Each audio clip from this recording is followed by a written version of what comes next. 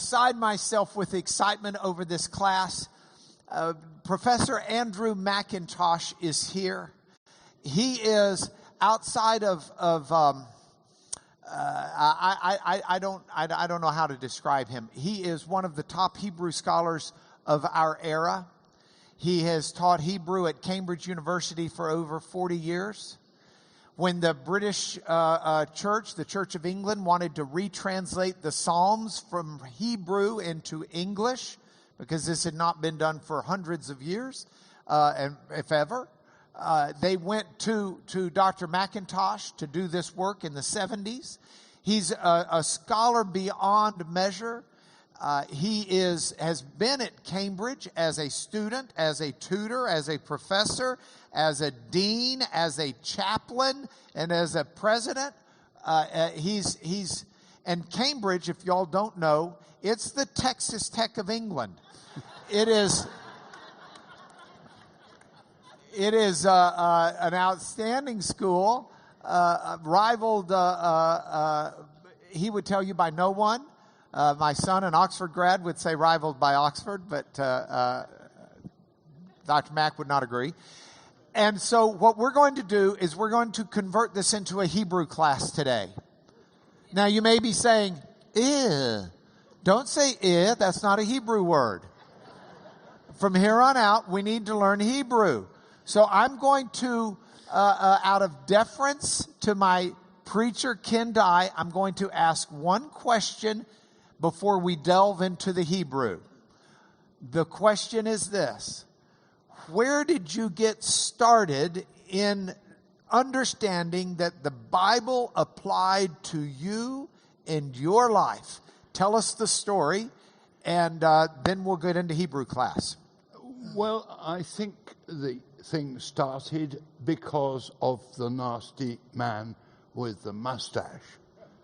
Can I get a little more volume on him? The nasty man with the mustache. I was born in 1930, right at the end of 1936, in a town called Eastbourne on the south coast of England, 20 miles away from France. And by the time I was 4, trouble had started with the man with the moustache, and he didn't like us very much, and he started bombing us.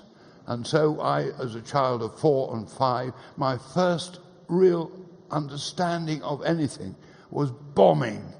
The house in which I lived, the windows were blown in 1940, 10 times in 1 year, with bombs falling all around. And I lost some little friends and all that, of course. It was awful, horrific. But it was formative. I didn't know that anything else happened. I thought this is normal. You know, bomb 4 o'clock, bombs will be coming. But, of course, and the other aspect of it was that my father was a priest of the Church of England, and he used to roar off on his motorbike, dodging the bombs, to care for the wounded and the dying in the crumbled houses all around. So that seemed to make sense. It seemed to make sense of the bombing, that somebody would risk, and my beloved father would risk his life to go off to look after people. So I think that's where I put 2 and 2 together and made the decision that Christian faith was the answer to this. Very shortly after, this was cemented because I was told I had to learn Psalm 43 by heart. I'm going to say, give sentence with me, O God, and defend my cause against the ungodly people. Deliver me from the deceitful and wicked man. Oh, it made complete sense of the bombs and everything. I've been delivered from the deceitful and wicked man. And my job now was to go to the altar of God and give thanks to him and worship him. And so I suppose it's a kind of conversion experience, I suppose. Is that, Lou? Yeah, that's good. That's good. So within the framework of this, you find yourself, you did well in school. Yeah. And you got into Cambridge. And this is probably, you had probably not heard of Texas Tech back then. I heard something not about yellow. I heard something about a yellow rose. Yeah, the yellow rose of Texas. I'm going now to see. Yeah, that we didn't have roses in Lubbock. Lubbock is what Isaiah prophesied about, where the mountains have been brought low and the valleys have been lifted up. And it's pretty flat. But you went to Cambridge. Before you went to Cambridge, what languages had you studied in school? Well, I went in England to a public school, which in England means a private school. It's obvious, isn't it? Yeah. And they taught me Latin and Greek and ancient history. Those are we had to learn French, of course, because they were our neighbours. But really, the ancient languages, classical languages. And so you learned Latin. Yep. You learned about the Roman who went into the McDonald's and ordered 5 hamburgers. Yeah. So Roman numeral 5. 5 hamburgers. Okay. You see why I'm becoming a wreck. So you go to Cambridge already equipped with languages that would frustrate many people to learn, but you go and why did you take Hebrew? I was instructed to. I was told, you go there on Monday and you start learning Hebrew. And I said to myself, I can't, shan't, won't, don't like it. I'm going to write to my member of parliament and get out of this.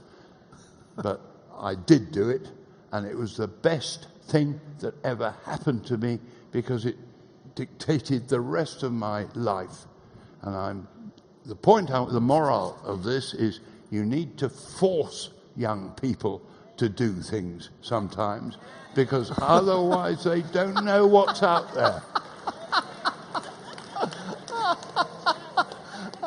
We've got some twins down here, Oliver and Ava, who are homeschooled. And do your parents ever force you to do anything? To learn things you don't want to? Yes, sir. See, they're doing it because they love you. Okay, so teach us some Hebrew, please. Right, I think the way to do this is to teach you a Hebrew song.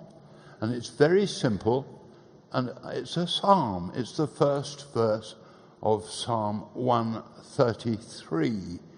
And when I was a young graduate student, I won a scholarship to Israel. It was an unusual thing to do in those days.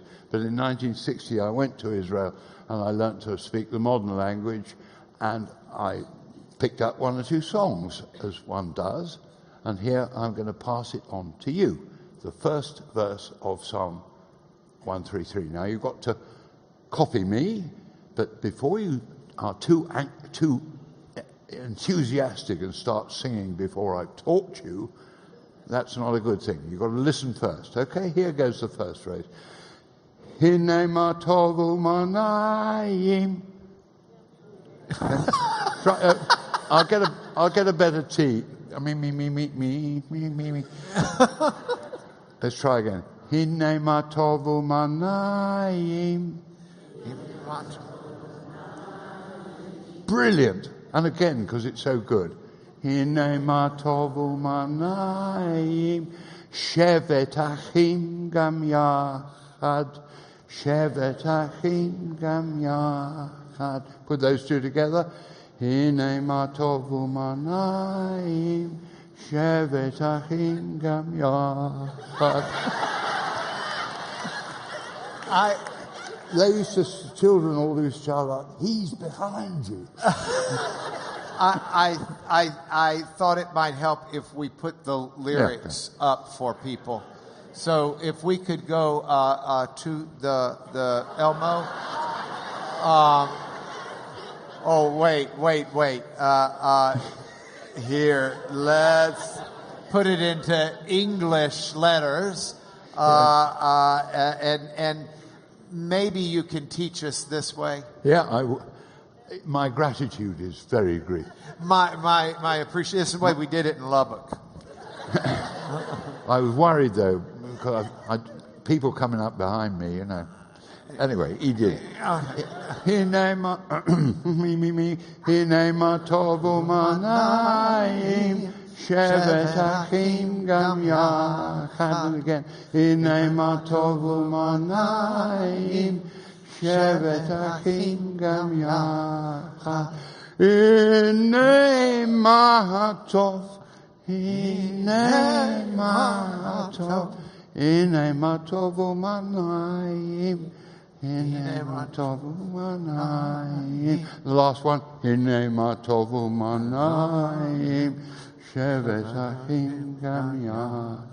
So you're only learning a few words, but that's exactly how they sing it, words at a time. So let's try and put it together now. Do you think you're up to it? I'm looking for guts. I'm looking for military qualities. I'm looking for guts, initiative, and sheer physical fitness. Hine matovu manayim shevet achim gam yachad. Hine matovu manayim shevet achim gam yachad. Hine matov. Hine matovu manayim, hine matovu manayim, shevet achim gam yachad. End all. Okay, now you've got to translate it so they know what they're singing. Hine. Hine means behold. Behold. Behold. I always used to teach my students who were going to visit perhaps a rather special girl that they should knock on the door, and when the girl put her head round, they should say, Hineni, behold me. that seems a very romantic way of introducing yourself, to say Hine with me on the end is Hineni. Can we have it together? Hineni. Here am I. And who said Hineni? Who? Somebody very important said. I'm not talking about girlfriends and boyfriends. Some very important prophet said Hineni. Isaiah. Behold me. Send me. Isaiah 6. How about that? But what's wonderful about Hebrew, it's not just religion. It's not just... It happens in ordinary life too. First time I went to Israel, I had been brought up with the Eucharist, and the holiest part is Holy, Holy, Holy, Lord God of Sabaoth. We say Sabaoth, which means armies. So it was very, very pious. I went to Israel, and a blooming great tank went past with Sabaoth written on it. It was an Israeli army tank. So something that had been very spiritual to me was earthed by the reality. Extraordinary experience. Okay. Behold. Yeah. Matov. Oh, I've done only one word. I'm sorry. Yeah, no, this is good. Means how good. Tov. Matov. Mazel tov. Mazel tov. Yes, you see, you can't stop him. Mazel tov. Mazel tov. Now, that's interesting. Mazel tov means a happy conjunction of stars. We have a verse from Psalm 84 which says, righteousness and peace have kissed each other. Beautiful phrase. Righteousness and peace have kissed each other. Righteousness is in Hebrew tzedek, which is also the name of a pre-Israelite god called tzedek, and shalom is peace, which is another planet. So what's behind the beautiful righteousness and peace have kissed each other is that the planet tzedek and the planet shalom are in conjunction. And that's a happy sign. It's a happy sign from God. So, but look how beautiful the language is. Then it goes into the concept of peace and righteousness, kissing each other, being in life, in ordinary life, righteousness, proper behavior brings forth peace and reconciliation. What a beautiful language this is. Sorry, I can't say. No, Mazel Tov. The mazel means good conjunction. Yeah. Okay, Uma. U is and. Ma is again how. So behold how good. Whoops, I did God. And how. Good. And how. Naim. Naim is pleasant. Pleasant.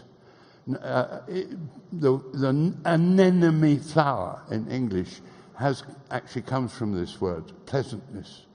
Naim, pleasant. So all right. Pleasant, yeah. How pleasant. Shevet is to sit down or to dwell, but you want to imagine a campfire with everybody sitting around it. That's sitting. Achim is brothers. So brothers sitting together. Gam yachad. All together. Together, yachad. And Mark made a very good comment on that when I did it before. I was going to throw out a different comment this time because we just did this at the other campus. You're singing better than them. We've you're going to be real careful. This one goes on the internet. I usually say those things to them when it's not on the internet. Shevet. Yeah. We've got some Jewish folks in here, and they know when someone dies, you go sit Shiva with the family. Same word, same concept. Yeah. Sitting to receive the mourners. Yeah. So Shevet, Achim, Gam Yachad. Yeah. Yachad with Echad is one. That's a brilliant remark. It's one. Sitting at one. Yeah. Sitting as one. Yeah. Okay, so this is what we would commonly, most of our translations are, behold how good and pleasant it is when brothers dwell in unity. Yeah. But we know it as Hine Matov Umanayim Shevet Achim Gam Yachad. That's lovely. Yeah, very good. Thank you. We got it. Yeah. Okay, now that's you'll have to sing it one more time before I go. Want to do it now or you want to do it at the end of class? Yeah. All right, I'm going to stay up here for just a moment because we have some more Hebrew, but before we get to the Hebrew, we have someone who has sent you a greeting. So if you will put the first picture up on the screen, please. While we are here today, the gentleman in the camouflage, kneeling with all of these students from Lipscomb University, my alma mater, go Bisons, that is General Alexander MacIntosh, good Dr. MacIntosh's son, who is stationed in Jordan, a brigadier general or something, of the Welsh Guard, who has been stationed in Jordan and is meeting with some students of a friend of mine, and they have been your son has been gracious to host them, but when your son found out I might post this, he had something very short to say to you. What was that?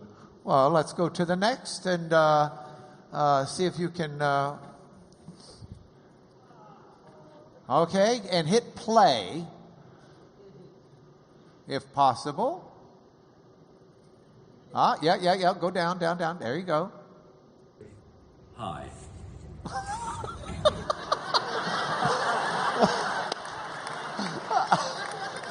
He's a strong, silent, military type.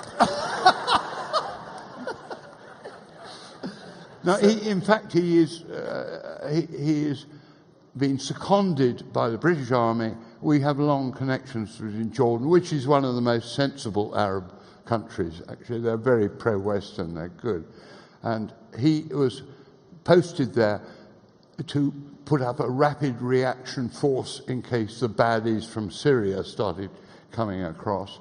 And he did that very successfully. And the King of Jordan was very impressed with him, and so he's made him his personal military advisor. So he advises the King of Jordan. Yeah, great. So, all right. Here is the lesson that I want us to have today. This is the Hebrew lesson that you're going to teach us. And as I can't help but throw stuff in periodically, I'll throw some stuff in periodically. But most welcome. Thank you. You're becoming wiser every second that I spend around you and or my wife. So here's the deal. When we read the Bible and we read the Old Testament, how many Hebrew Old Testament words would you say there are? Me? Yeah. I can't do maths. Can't do math. Well, everybody's got an Achilles heel. I would suspect, I could be wrong. Professor Cloud, you don't know how many there are, do you? Roughly 7,000. The average English vocabulary is somewhere between 50 and 60,000 words. So they have about one word for every 8 of ours. That means their one word has to do 8 times duty. Right? So these words have a full semantic range. You never want to say this Hebrew word means that. It never means one thing. It's got a full semantic range. You with me? I tell you that because we have a tendency to read our Bibles where they have to translate oftentimes one word with one word. And we lose that semantic range. So I thought you could help us understand this by looking at the body parts that are most frequently used in the Old Testament Hebrew and give us what the meaning of those body parts was in terms of when the reader reads them and they see ear, they don't just think of that one of those 2 things sticking on the side of the head, but they've got more meaning than that behind the words. So would you give us an anatomy lesson? Yeah. Let's start with something fairly straightforward, eyes, because this is also true in English.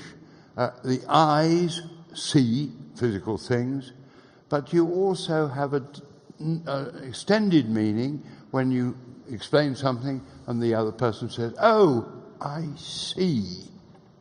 So see can mean perception, not just physical perception, but mental perception, to understand. But that's a good simple one because it's the same in both languages.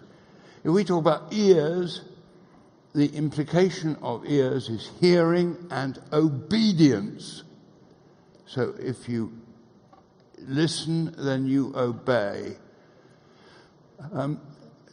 So that's ears. I think that's quite... we have a saying of Isaiah, ears, they have eyes, but they don't see. They have ears, but they don't hear. And they have... I've forgotten. Heavy... No, their ears are heavy. That's right, their ears are heavy. They have eyes and they don't see. They have ears which are heavy.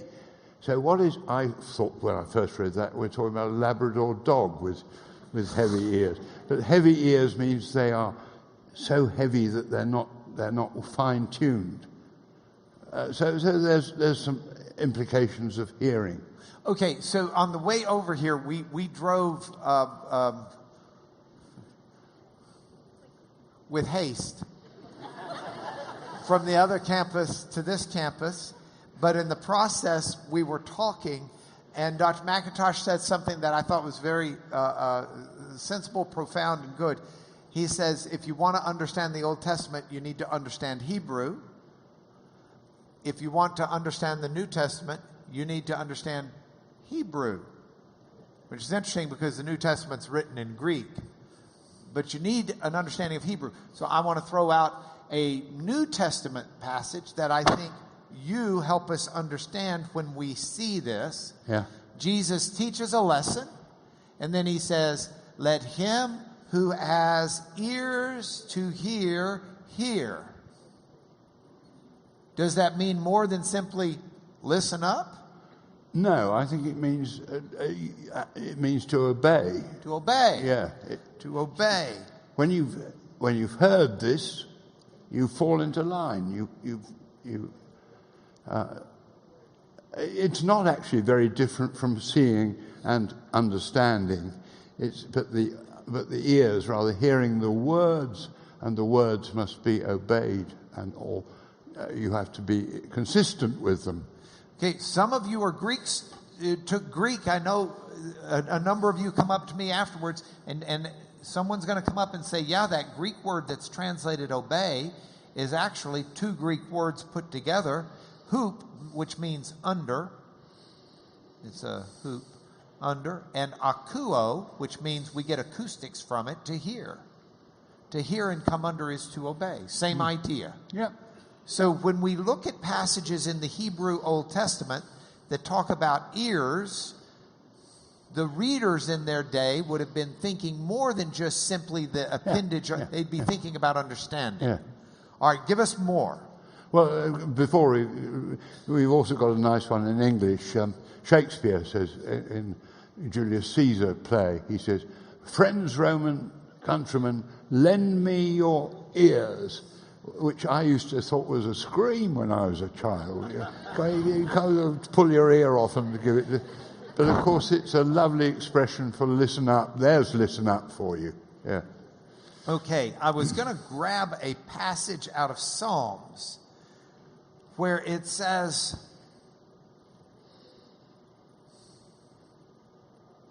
that's all right. I'll grab it in a minute. Give us another word. The next word I'm going for is noses. Noses are anger, snorting.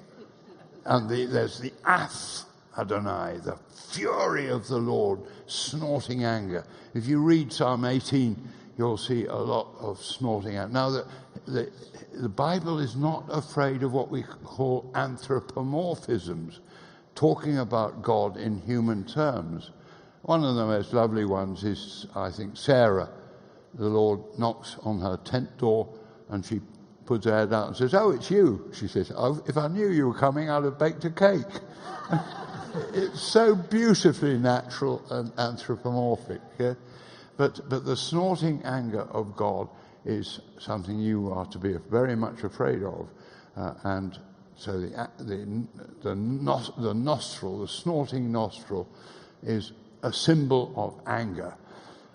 And it says that when God has been angry and he lets up, do you know what the old King James said? It says, God repented of the evil. That's very strange English. But that's what King James says. It means he relented. He stopped being angry. And the word which expresses that change from anger to calmness is a breathing word. He breathes deeply in respect of himself and so calms down. And the same word is there in Isaiah 40. Nahamu, Nahamu, Ammi, comfort ye my people, means make them breathe slowly. Calm them down. Calm down, my dear. Have a cup of tea. Take some deep breaths. That's the taste of Hebrew. That's what the rabbis call it. The taste of Hebrew words. They taste. They really have a taste. And the taste is calming down and breathing slowly from the snorting of anger. Now, some of you are going to panic and say, well, what does this mean that God snorts in anger and then God calms down? It makes God sound like an emotional wreck who needs to be on medicine. Let me urge you to understand that the Bible is written in ways to try and understand God for people, not just us today, but for people in the day in which it was written. And so the Bible will use anthropomorphisms, use human terms to help us understand something about God. And our job is to try to understand what that really, the deeper level of understanding and meaning that we can get from that. And a good example will be it talks about God's hands and the arm of God rescuing Israel from Egypt with his strong outstretched arm. And it's not that God had an arm that was out there. In fact, what does arm mean in Hebrew? Give us an arm. Actually, the outstretched arm means it means punching, and it did. If you go into the Sinai desert, it shows there are carvings of pharaohs thumping the Bedouin people, the natural people. It's this outstretched arm, and the Bible has taken that from the Egyptian pictures of thumping people. So, but then there's a lot more about arms.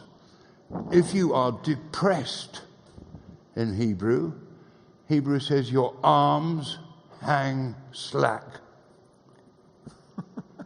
So it's a word picture of a depressed person. Isn't that beautiful? I mean, not for the person, but a wonderful picture of a depressed person. And if you want to encourage somebody, you strengthen their arms. You brace them up. In a military way again. So strengthening people's arms means encouraging them. We have a phrase, I know, strengthen the weak arms somewhere, which is strengthening. And then we're going down from that, we go to the hands. Hands are for work. The work of my hands is ordinary work. And God made the stars with his hands, and he did the fine-tuning with his fingers. So fingers are an indication of fine work, craftsmanship. So that's hands and fingers. We've done nose, mouth. Mouth, and best story about mouth is when Isaac was marrying Rebekah, and the servant went to find Rebekah, and he discussed the matter with Rebekah's father and said, are you willing to marry Isaac? To the father. The father said, fine. They paid bride price and all that. And then they say, let us ask the mouth of Rebekah. Ask the mouth of Rebekah. Now, what does that convey? It conveys a personal question to her. Are you happy with this? You. Because girls in those days didn't always have a choice in the matter. But let's ask her mouth. A little tiny example of Hebrew gentility and manners and courtesy that the girl is asked. Mouth. And the mouth of the Lord has spoken. That means it's a real biz. It's not, we're not making it up. It comes from his mouth, Okay, so next week I'm going to continue, God willing, my series on science and faith and how they integrate. And I think that you're going to be a little stunned. This is extremely helpful when it speaks of God's handiwork and the work of his hands in making the universe, but then it talks about the work of his fingers. The concept being taught there is that this universe was not something thrown together, that it's something God deliberately, finely tuned and crafted and paid great attention to detail. That speaks to us about science, because science is how we understand this world. And when we understand from faith that God has finely tuned it and told us to pay attention to it and told us to observe it and told us to use it to combat the problems of this world, it's extremely relevant. So y'all are going to be able to say, oh yeah, MacIntosh said something about that. Next one, heart. This is a very important one. The heart is the thinking organ in Hebrew. You would think it's the brain, but they did have no conception of the brain. They didn't know what it was. I don't think they just didn't understand it. But the heart was the thinking equipment. And it still is in modern Hebrew to this day. A road sign up on which says there's a bend coming, says, sim lave, put your heart onto the matter because there's a dangerous curve coming. Be careful, caution in other, but your heart is the thinking equipment. And there are many examples. I know that Mark has got some examples of this which have interested him. So if he's ready, I'll let him. Look, for example, at Psalm 9, verse 1. And here's the reason why. I am convinced that, and this I'll explain some of this next week as well. I'm convinced that too often we think because we're trying to hear the voice of God, maybe, or maybe because we're still intrigued by the mystery of the Spirit of God and how the Spirit of God works, that we tend to think that how we feel carries a different weight than it should. And I'm afraid sometimes we don't recognize how important it is what we think. And that's why it's so important what we feed our mind. It's so important the things we look at.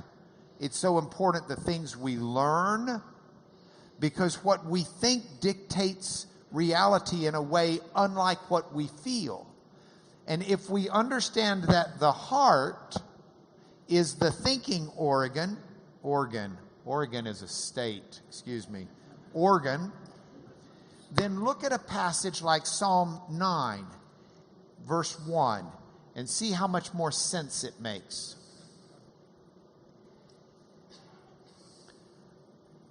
I will give thanks to the Lord with my whole heart. This is not an emotional thanks. This is a thoughtful, deliberate, intelligent thanks.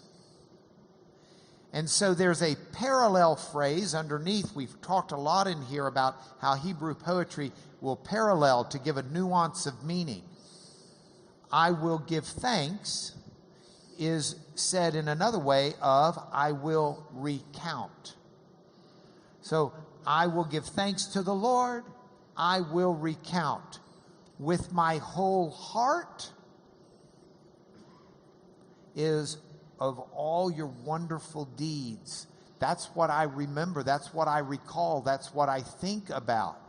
So this is not a call to an emotional reaction to God, though there are places where that's called for. But this is a call for thinking. I'm going to intellectually remember what God has done for me. And I'm going to declare it, and I'm going to thank Him for it. Did y'all sing in the Church of England, count your many blessings, name them one by one? Yeah, I have heard that, yeah. Yeah. Can you do that in Hebrew? I could, okay. But I'd need notice.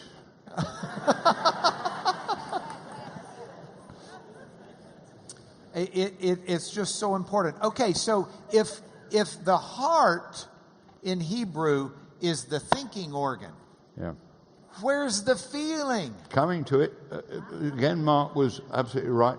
We've got some nice, cozy ones on heart too. Comfort ye, comfort. Speak to the heart of Jerusalem and cry unto her that her warfare is accomplished, finished. Speak to her heart means reason with her. Show her by historical actions and so forth that it's done. Oh, that's good. How about... and in Hosea leads his... God leads his bride, meaning the people of Israel, through the desert. And it's all done in girl-boy talk. He, God, speaks to her heart. He chats her up with intelligent reasonings that she should stay faithful to him.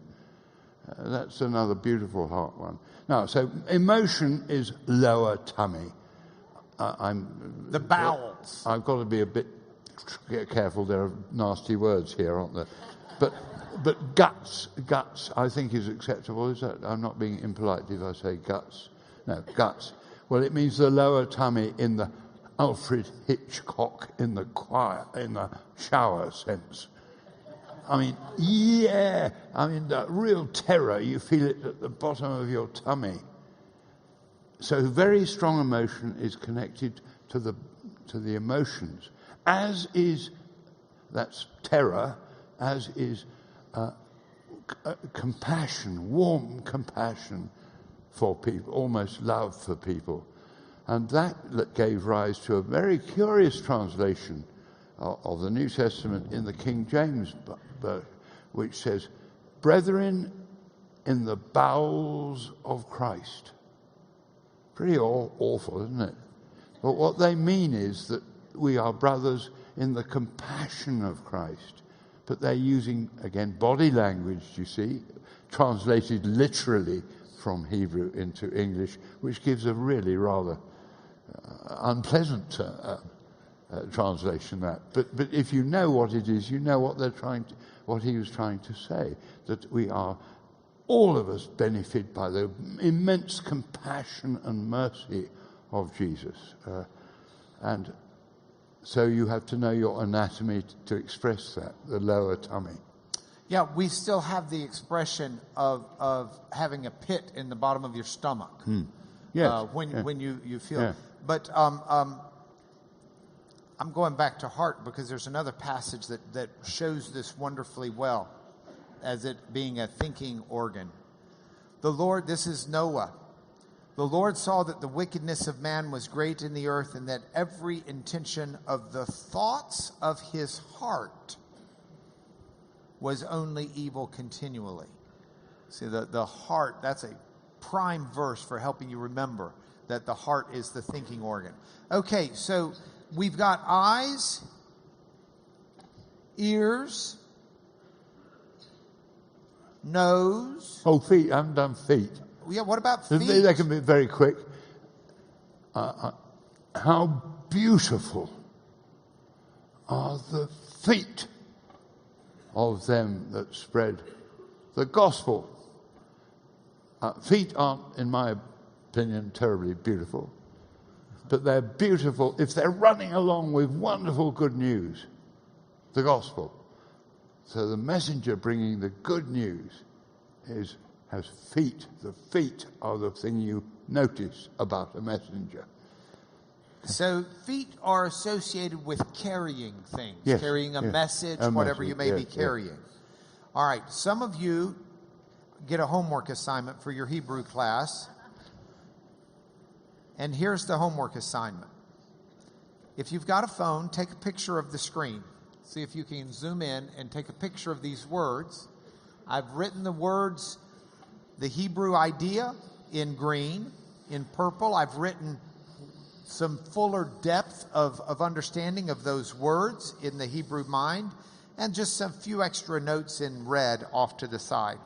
But your homework would be this. Take a picture and go find a concordance, or ask the Google Lords where to find in passages of the Bible these different words: eyes, ears, nose, arm. Sometimes you'll see them and it's pretty clear it's just talking about the anatomy. But many times you'll see them and you'll understand the greater depth, and you will find passages where you'll say, wow, I never understood that way. So if you do that, your life will be richer, and you will be well on your way, and you'll be able to tell everyone, I studied Hebrew under Dr. MacIntosh at Cambridge, and you can share with them what you learned. Fair? All right. I know before we're done, we're going to do the song one more time, so I'm going to have everybody up here looking at it, but I have just a few minutes to ask you. I've got about 2 minutes before we sing the song again, 2 or 3 minutes to ask you a last question or two. You are 80 some odd years young. We've got a full age spectrum here. So I'd like to ask you, what advice would you give to someone who is a young person yet to go to college, and then someone who's college age into their 20s, then someone who's hit that middle of life, and then someone who is at the point where the end is closer than the start. Is that all? That's it. And you've got 2 minutes.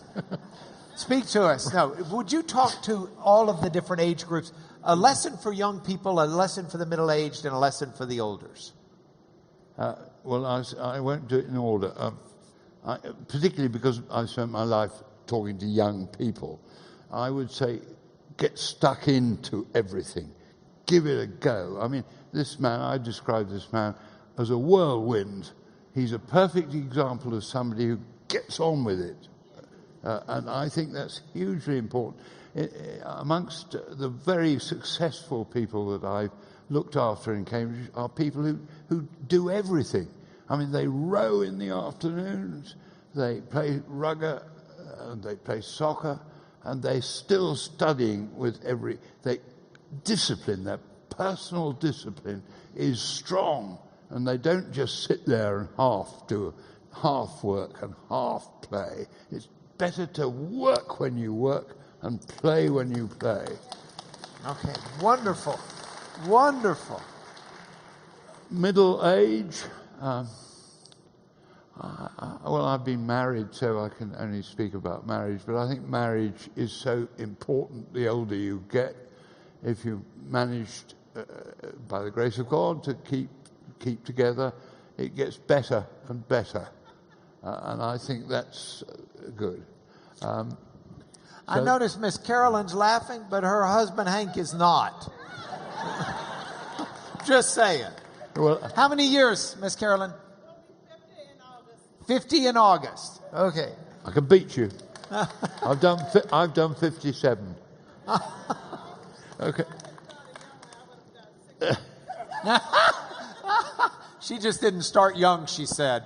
Old age, because I'm in that now. In fact, when Mark did me the great honour to invite me back here to give another lecture, I did say I must impose one condition on my coming back again, that I should be still alive.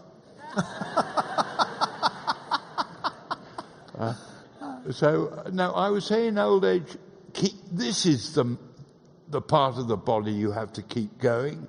That's the most important one. If you keep it going in any way you can, by learning Hebrew verbs, or by mathematics, or by doing crossword puzzles or bridge, all those things that use your brain keep you going. So that would be my thing there.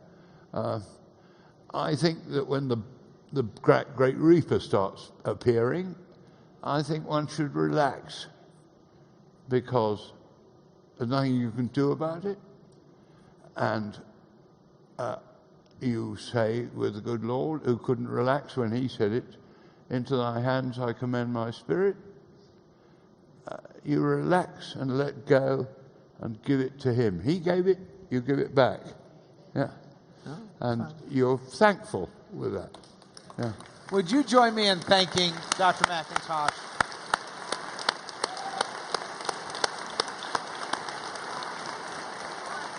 I have one last favor to ask you, and then we'll let you go. I'm sorry, everybody's going to want to talk to him, but we've got to get him out of here, and I apologize to you, but I'll give you his cell number. No, can't do that.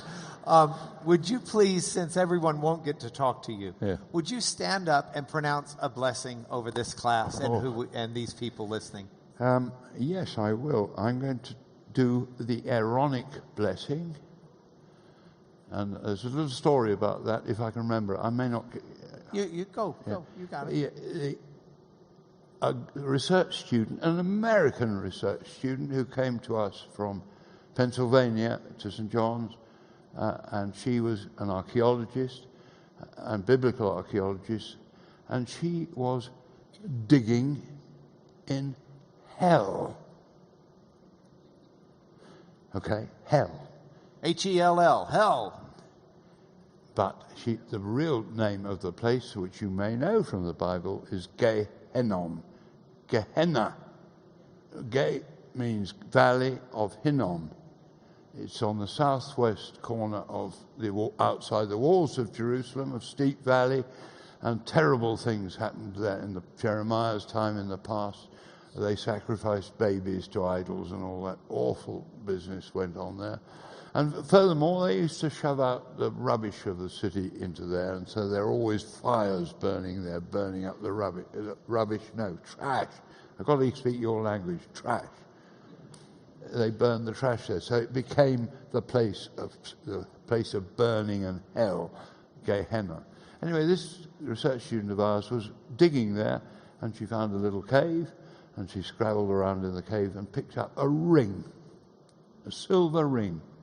Subsequently, it was carbon dated to exactly the time of Jeremiah. That's my mind's gone blank now. 600 BC. And on the silver ring was written the blessing.